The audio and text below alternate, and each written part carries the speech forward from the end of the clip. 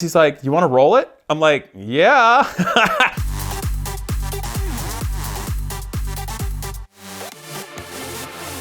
My relatives, my grandfather was Army Pacific World War II, and his younger brother flew on nuclear B-52s in the Cold War in the 50s, so he's got amazing stories from seeing St. Elmo's fire or shooting a sextant at the stars in a B-52 over the North Pole, and later F-4 Phantoms in Vietnam.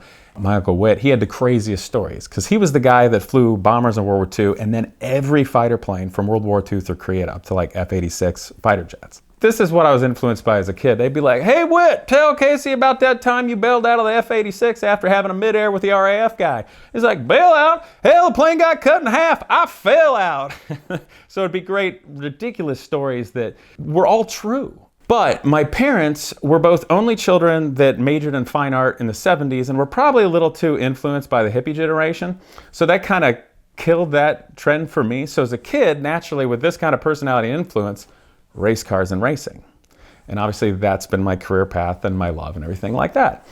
But in growing up, I started seeing all the similarities between racing drivers and fighter pilots and the jobs and the careers and racing and aviation, and of course have a great interest and respect and admiration for that.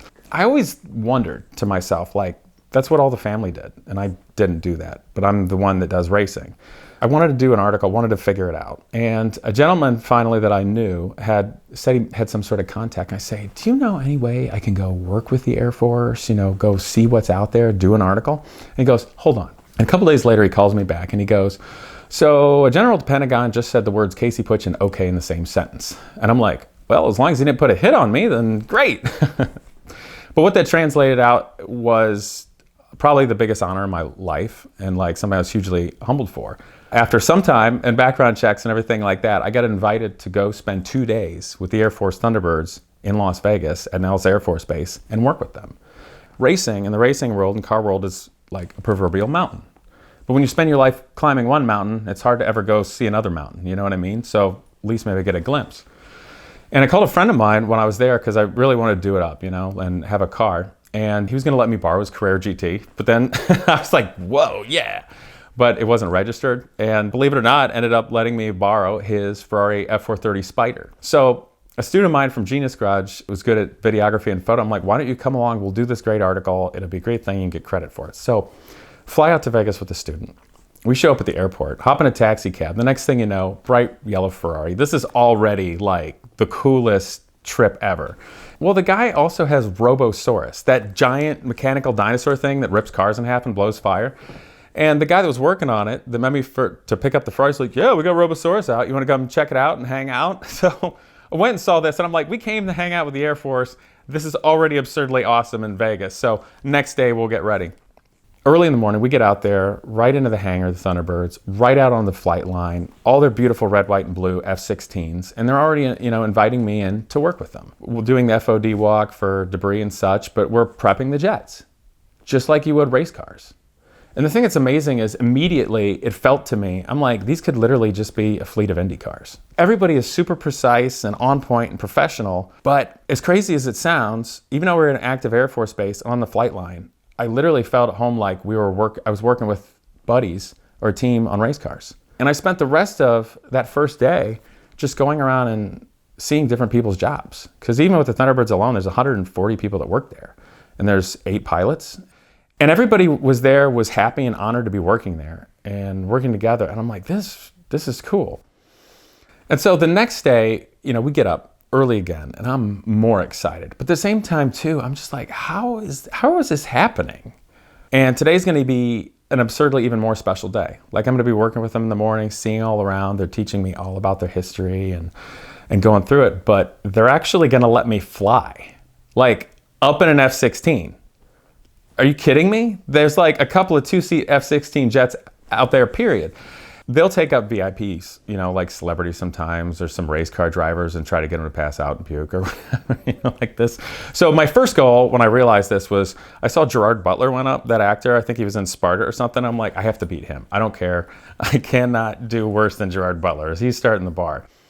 Suddenly I'm in the middle of parachute training and we're talking with a pilot and I'm like, this is not a joyride. this is deadly serious. They're literally putting me in the back of a combat aircraft that they take the paint off, get rid of the smoke trail, and it's combat worthy. They're putting me in a cockpit with a G suit, with no room in this thing, with a stick here, every switch, everything. I have full access to everything. And I'm thinking to myself, they probably did a good enough background check on me. They know every single filling I have, who put them in and when, to even let me be considering this. And is this really happening? I debriefed with a flight surgeon for physiological things, because I'm like, how are you letting me do this right now?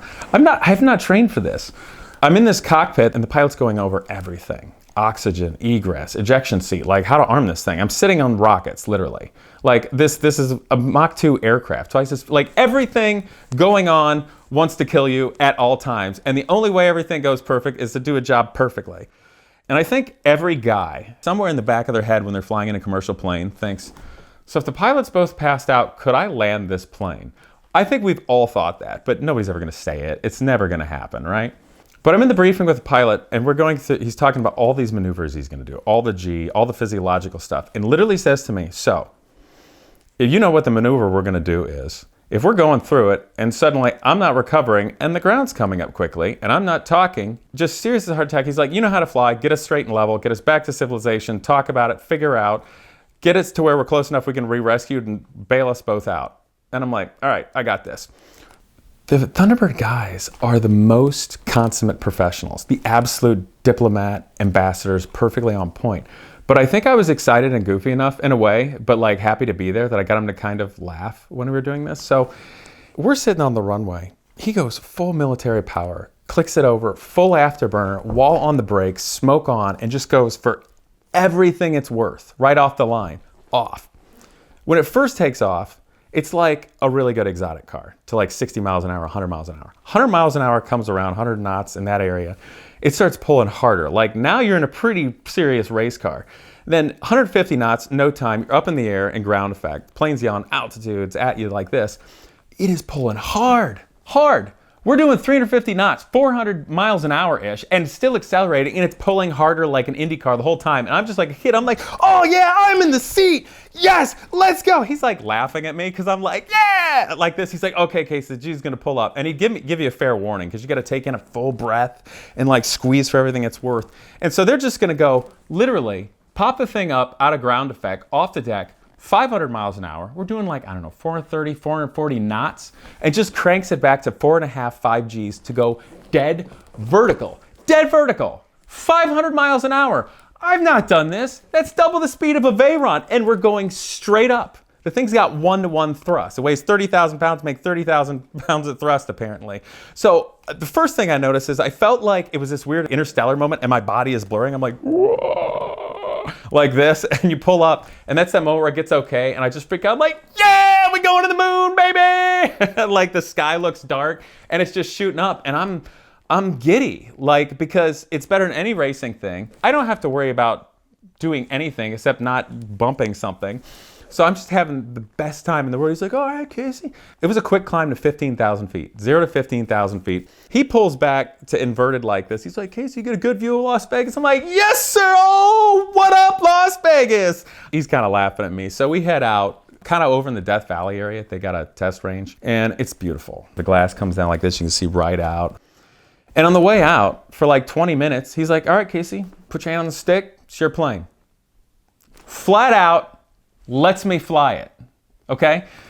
And so I'm like, all right, so what's our heading? So it's got analog gauges here. I got a projection, the heads-up display, start figuring out quickly. And he's like, okay, we're at about 16,300 feet. He's like, just keep it under 18,000. I'm like, yeah, so we don't go IFR, you don't have a flight plane? He's like, yeah. So just because I knew things, it started like letting me do more like this. I'm like, all right, I'm gonna just go into kind of put it in a bank and do a coordinated turn where you try to maintain altitude, which is about impossible for me in this thing because it's flawless fighter plane that might as well be a starfighter. It's just like, boom, boom, just anything, insanely intuitive. I know it sounds crazy, but like the best car, the best exotic is perfectly intuitive, but they never are. This was. And so I'm just like, all right, I'm gonna get a little snappier. So I'd be like over here, boom, boom, like this. And he wants to navigate, figure out the navigation a little more. We're talking about it.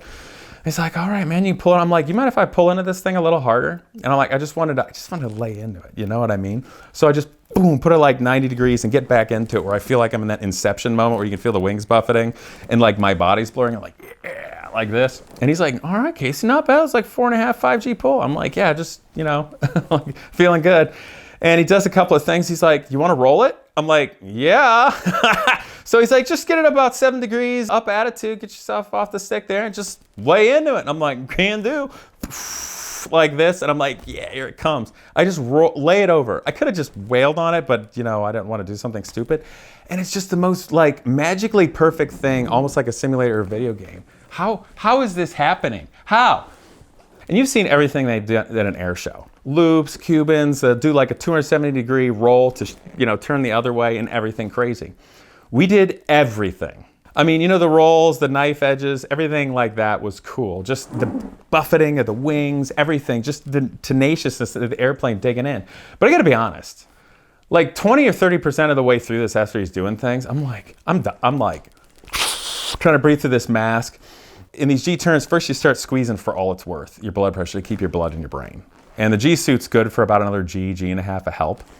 And I think they say like normal people are kind of good for like 4 Gs sustained or something like that. And yeah, we're way beyond that. There's a moment where we go to do a Cuban or like a half loop, and coming up I started to see gray and I'm like, nope.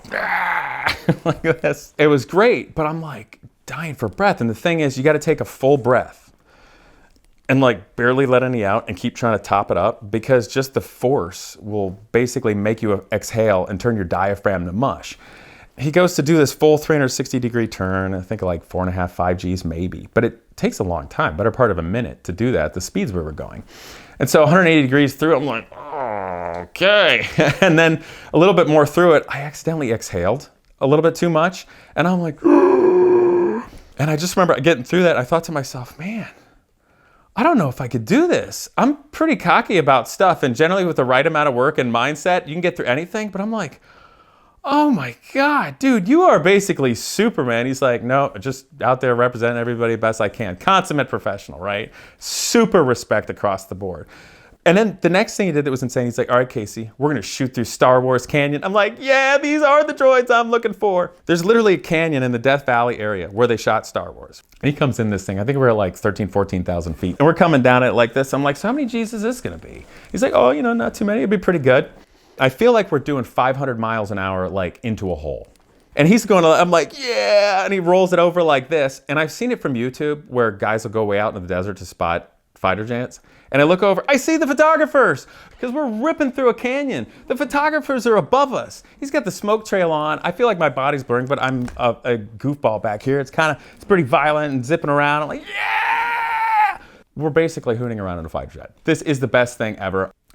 But it was genuinely otherworldly amazing experience. And after the adrenaline wore off a little bit, I started to feel a little nauseous. I'm like, ooh, okay, yeah, no, get back there. Because right before I took off, the one crew chief, when he's helping me get in and everything like that, he reaches in and gets a vomit bag out and starts fluffing it up, like kind of to mess with me. Like I figure they must have thought I was okay if they messed with me a little bit. And he fluffs this big stupid vomit bag out before we go out. I'm like, no, that looks stupid. No way. I just looked at him like, ye of little faith. So I took the vomit bag real coolly and like folded it up and put it back in. So I'm like, I am not throwing up. And the other thing is with the G suit, squeezing the heck out of you, and I'm squeezing for everything it's worth. I mean, at the one point, we did a full pull of 9 Gs. That's everything the aircraft's worth. That's the maximum allowable of the aircraft. And it was basically like, I just went, I'd squeezed for everything it was worth, and it got like pretty violent and crazy. And the pilot's like, well, Casey, how was that? That was 9 Gs, it's everything the plane's got. And I'm like, whoo, that was some shit right there. I didn't know what else to say. I'm like, whoa, I feel like I entered another dimension. I got for a minute to climb the other mountain. The thing that I took away was, one, in many ways, the racing world is exactly the same as military aviation. A racing driver and a fighter pilot, very much the same roles. Obviously, one is entertainment, one's more serious national defense and all, but it's the same role, with one huge difference that I will never forget. The Thunderbirds with the Air Force, when I got there, I saw women and men all working. I saw black, white, Hispanic, loads of races. What I saw was the cross-section of what America really is. And they were all at the top. They were there because of who they were as a person and what they could do. And I don't mean this as any cliche, and I'm certainly not making a dime for saying it, but it literally reminded me of why the United States as a concept is so important to anybody dreaming of a better tomorrow. And I don't find that the same with the racing world. because it's a competitive, ego-driven thing that's basically like a bunch of male Siamese fighting fish in the same fishbowl. They had integrity. They were doing something bigger than themselves. And it was just professionalism across the board. VINwiki trusts AP3 paint protection with all of our cars. To learn more about clear bra options and ceramic coating, visit ap3atl.com.